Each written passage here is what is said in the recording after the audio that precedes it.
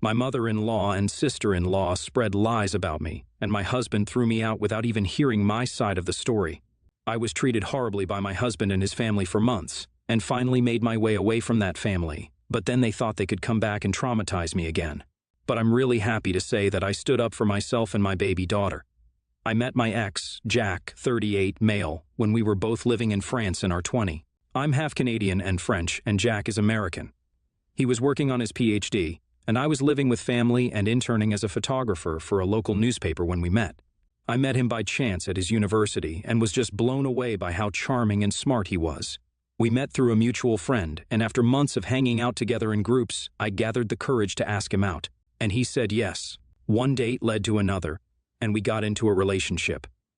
Thinking about those days is so strange now because it feels like another life, because of how different everything is now and how my husband changed from the brilliant, funny guy I fell in love with to the seemingly heartless and totally selfish guy he turned out to be. Our relationship was really nice in the beginning. We dated for almost a year before moving in together. After that, we lived together for 2 years. By the end of that, Jack finished his PhD and it was time for him to move back to the States. We knew this was coming, of course, and had discussed the possibility of me moving to the States with him. For reference, I am originally from Canada and was actually supposed to leave France earlier, but then Jack and I got serious, and I decided to extend my stay, at least until his PhD was finished. I wish I could go back and tell myself to just stick to my plans, but it is what it is, I guess. Anyway, long story short, Jack proposed, and I decided to leave behind both my family and work in France, and also my family back in Canada, and move to the States with Jack. I was young and in love, and was convinced that Jack would totally do the same for me if he had to. I was really hopeful about our future together, but things started to fall apart rapidly after we moved to the US. When we first moved, my husband and I had no place to live. It was my first time in the US as well, so to make things easier until we found a place of our own, we decided to live with Jack's family. That was probably the worst possible decision we could have made, but of course, I didn't know that back then. Jack's family includes his mom, his sister and niece, and his older brother. My brother-in-law is a really decent guy. He lived halfway across the country with his wife, and I saw him only once, and both he and his wife were very kind to me. I wish I could say the same about my mother-in-law and sister-in-law, but luck was really not on my side. During the first few months of our stay in the US, Jack and I lived at his mom's place, my sister-in-law. Julia was also living with us because she had recently divorced her husband and needed help with her daughter, who was very young. I knew about this before I moved in with them, of course, and didn't mind at all. I had a big family growing up, so in my head it was like, the more people, the merrier. Another stupid mistake. My mother-in-law and sister-in-law were a bit cold towards me from the very beginning. It's not like they were mean to me or something, but their behavior always seemed a bit fake and passive-aggressive. Honestly, for the first few weeks, I often felt like I was imagining the whole thing because they were always polite to me to my face. Then, after a few weeks, when I started to be sure that they didn't like me, I told myself that maybe they'll warm up to me as they got to know me, but they never really did. Eventually, I told Jack about how I felt. His reaction just left me more confused than I was before. He said that it was all in my head and I was wrong because his mom and sister loved me.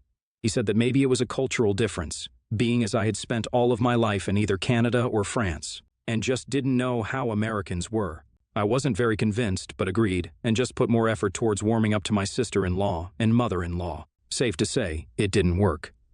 Thankfully, after around 3 months of living in that house, Jack and I found a place to live by ourselves. My mother-in-law and sister-in-law weren't very happy about this and tried to make us stay longer, even suggesting that we could just stay there until we got married. But I was completely against that and convinced Jack to move out. This was another thing that made my sister-in-law and mother-in-law hate me, I guess. I can't think of any other reasons why they were always so cold to me, but at that point, I had given up on the possibility of us having anything more than a civil relationship. So Jack and I moved out and started living together in a small but nice apartment. He found a teaching job, and I also started looking for work. We still saw my mother-in-law and sister-in-law a lot as they lived pretty close, and we often had dinners together, but I didn't mind putting up with them a few times for a couple of hours. Shortly after Jack and I moved out, I found out I was 3 weeks pregnant. We weren't planning to have a baby anytime soon at that point and had even postponed the wedding until we were more financially stable, but I was still happy at the news. Even Jack seemed excited and told me that maybe this was a sign that good things were coming for him. We had a small ceremony and got married at the courthouse. I was also happy, thinking that maybe a baby would make my mother-in-law and sister-in-law finally warm up to me, but the way things turned out, it was the exact opposite. We had our first full-blown fight when I first found out that I was pregnant. Jack and I planned to surprise them by showing up with the babies first. Ultrasound in a cute frame. We were waiting in the living room while my mother-in-law and sister-in-law were out shopping, and as fate would have it, they literally walked into the house talking about me. My sister-in-law was clearly mocking me, using a terrible French accent, and they were both saying stuff like how I act better than everyone else because I'm from Europe, and my mother-in-law, in particular, said some other not-so-nice things. I was in tears, and Jack turned completely red in the face and ran out to the foyer to confront them. A nasty confrontation followed, which resulted in Jack and me storming out of that house. We had no contact for the next couple of months, and I thought that would be the end of it, but when I was around 5 months pregnant, my mother-in-law called Jack, apologizing to him, and asked him to go over to talk. I didn't want to go, but Jack did. I don't really know what they spoke about, but when he came back, Jack acted off for some reason. I tried to make him talk, but he wouldn't say anything and was a bit standoffish. I thought maybe he had a fight with my mother-in-law and sister-in-law again, and decided to just give him some space, hoping he would be himself again. Long story short, he didn't. He kept acting weird for around a week before I finally had enough and decided to confront him. At first, he denied everything, but I kept pestering him until he finally snapped and said that his family had told him everything. I was confused and asked him what he meant, and he said that I should stop lying and that he knows how I really feel. More confusion and pestering from my end, and he said that his sister overheard me speaking to my mom one day about how I hate being in the US, living with Jack's family, and that I hate his mom and sister because they're dirty rednecks. I was horrified, because I would never say that to anyone, let alone people I considered family. I admit that I did sometimes talk to my family about finding it a little difficult to adjust in the States, but I never insulted anyone and certainly did not think that I was being overheard. I tried to make Jack listen to me, but he was adamant that his mom and sister would never lie to him and that I needed to apologize to them. We had a huge fight that led to him storming out of our apartment. I had a complete breakdown. It was my first pregnancy, and things were difficult already, and this was just one more thing I really could not deal with. I stayed up all night waiting for him to come back, but he didn't. I finally fell asleep and woke up in the afternoon to a text from him saying that he'd come back when I was ready to apologize. I had enough at that point. I needed to speak to him, so I lied about wanting to apologize. He showed up in an hour with his mom and sis in tow, looking infuriatingly smug. The moment they sat down in the living room, I went on a full-on rage and started ranting and yelling about everything they had put me through, ever since I moved there. There was a lot of back and forth with my sister-in-law, mother-in-law actively calling me a liar and saying that all of this was some plan I had to take Jack away with me to Europe, and calling me a nasty foreigner. I was baffled by that. I looked at Jack and asked if he was going to defend me, and he just looked away and said that maybe it would be best if I left the apartment for a bit. I couldn't believe what I was hearing, but at that point my pride had finally kicked in.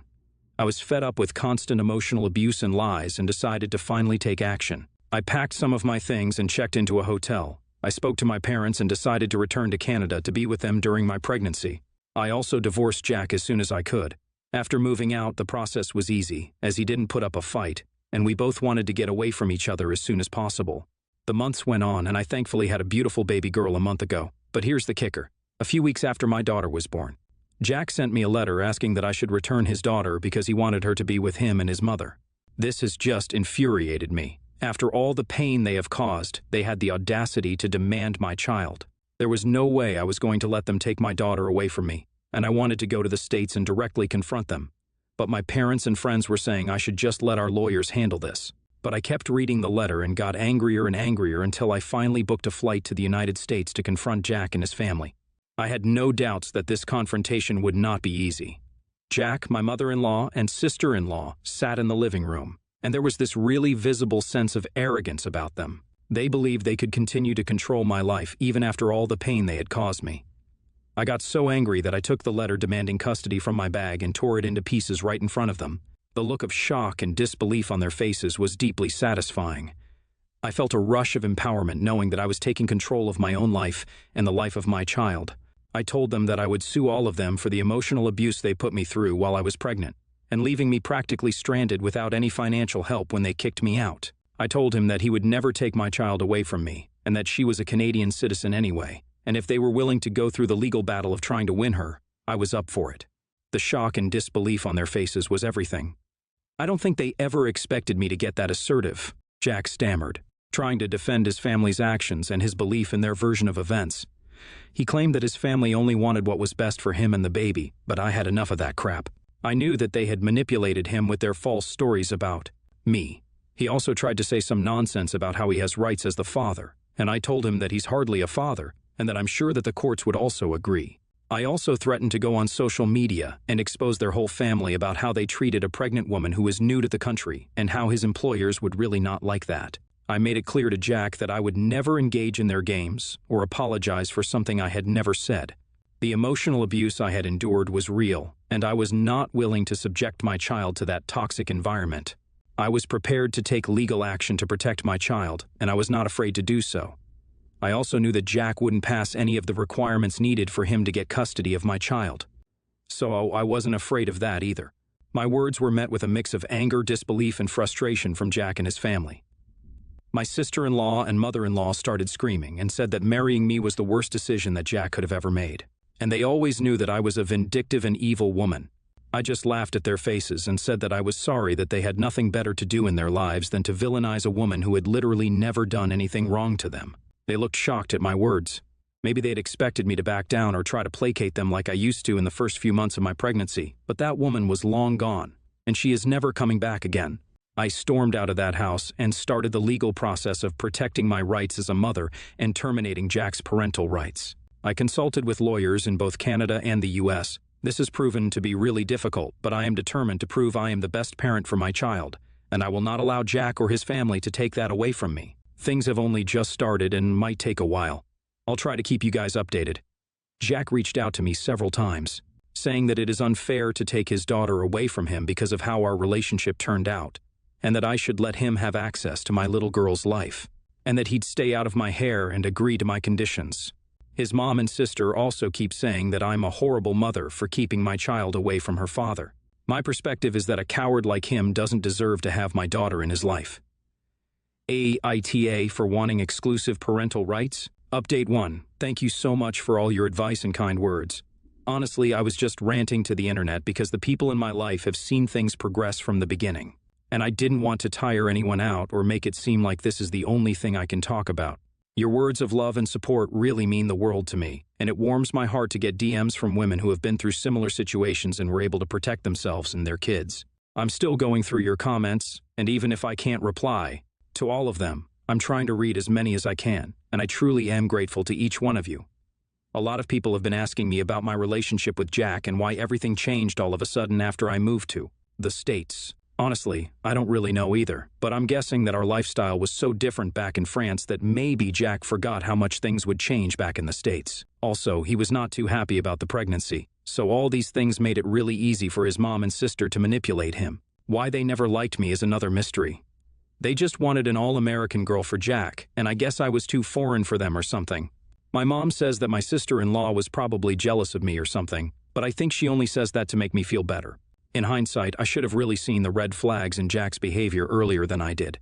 The fact that he kept telling me that I was imagining his mom and sister's dismissive behavior was wrong and manipulative. But, well, lesson learned, I guess.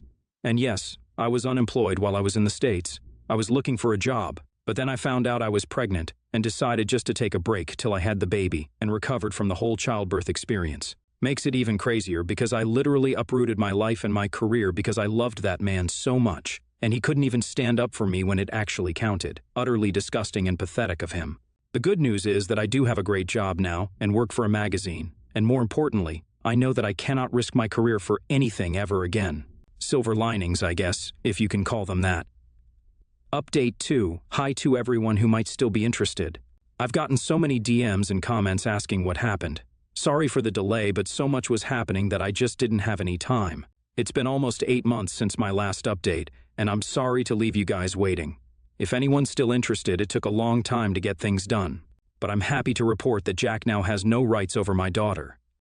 Throughout the legal proceedings, I faced an avalanche of false accusations and attempts to discredit my character. Jack's family spared no effort in painting me as an unfit mother, using every lie and manipulation tactic, but I was prepared for their tactics, and I had evidence to counter their claims. As for them, all they had were false words. It's insane to me that they even took things to court. I know it was my mother-in-law who pushed Jack to that extent. The emotional toll of the legal battle has been immense. It was a constant struggle to maintain my composure and focus on what truly mattered, my child's well-being. I am so grateful for the support of my family and friends who stood by me throughout the ordeal. Their unwavering belief in me gave me the strength to persevere. The evidence of emotional abuse and manipulation was undeniable, and the judge recognized the toxic environment that Jack's family had created. It was a bittersweet victory, knowing that my child's safety was at the forefront. The court ultimately ruled in my favor, granting me full custody of my child. It was a moment of triumph and relief, knowing that I could now provide a loving and stable environment for my child. I'm writing this post because I now finally have secured my child's future and safety and wanted to share my story with any other moms who might be in a difficult situation similar to mine. Thanks for reading along. Update 3. Some people have asked what evidence I used against Jack in court. Well, that was a really difficult, complicated, and long process. I would not recommend it to the faint-hearted because it definitely takes a toll, but I did what I had to do. And also because the circumstances were in my favor. But I had text messages going back to my first few months of pregnancy to my friends and my mom, where I constantly went on about how my mother-in-law and sister-in-law made me feel. But the biggest piece of evidence was my recorded fight with Jack, mother-in-law, and sister-in-law right before they kicked me out of the apartment. I think I already mentioned in my original post that I had spoken to my friends about Jack storming out, and almost all of them had told me to confront him as soon as I could. Luckily, one of my friends had suggested that I should record the whole interaction as it could come in handy if they later tried to deny that they were awful to me. I'm so glad I listened to her and grateful for her amazing foresight. Also, the fact that Jack kicked me out while I was helpless and vulnerable and made no contact with me throughout the duration of my pregnancy or even at the birth of my daughter didn't really paint a great picture of him. This paired with the fact that none of my daughter's legal documents mentioned him as the father also worked in my favor. That's another thing I made sure to do because somewhere in me, I knew that crazy guy would try to come between me and my daughter. I'm just grateful for my amazing lawyers who fought for me and got me and my daughter what we deserve. Honestly, Jack was a terrible partner and even worse father, so although the legal procedure took forever and was expensive, I had faith that the court would recognize that I was obviously the better parent for my daughter and wouldn't take her away from me. Some of you have also asked if I'm planning to tell my daughter about Jack. Well, I think she's way too young for me to worry about all that, and I don't really have any solid plans yet, but I do know that I'll tell her the truth about what happened when she's old enough to understand these things. For now, I have a happy and healthy baby girl with loving grandparents and many aunts and uncles, and I'm sure that she is not missing out on any type of love or affection. I really do wish that she could have grown up with her dad and a happy set of parents. But I'll do my best to be a good mom and make sure that she never feels left out. I have not been in contact with Jack, and I don't think I ever will or ever want to be. My daughter is healthy and the happiest, goofiest kid ever, and I've actually started seeing someone recently. We're taking it very slowly, which is how I prefer it to be now that my life is finally stable enough for a relationship. Thanks again for all the love and support that you've sent my way, and for reading along so patiently.